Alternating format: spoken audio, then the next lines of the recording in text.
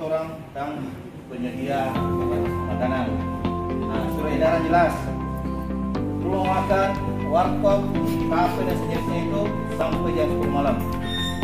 Nah, ini dalam kategori rumah makan. Isinya Bapak yang mengatakan bukan kita di sini. Hah? Jadi besok apabila masih kedapatan di atas jam 10, kita akan berikan sanksi. Baik. Jadi ini untuk kepentingan kita bersama, keselamatan kita bersama. Untuk sementara kami harapkan untuk pelaku usaha agar mengikuti edaran atau himbauan yang sudah dikeluarkan oleh pemerintah Kota Makassar.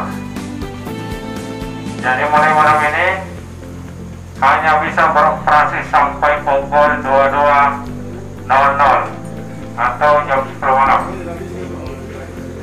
Besok pukul 22 itu, pukul 22.00 sudah tidak boleh lagi ada aktivitas.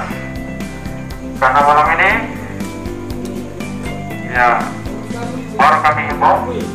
Jadi waktunya sekarang sudah 23.45. Tapi besok pukul 22 aktivitas sudah tidak boleh. Untuk sementara.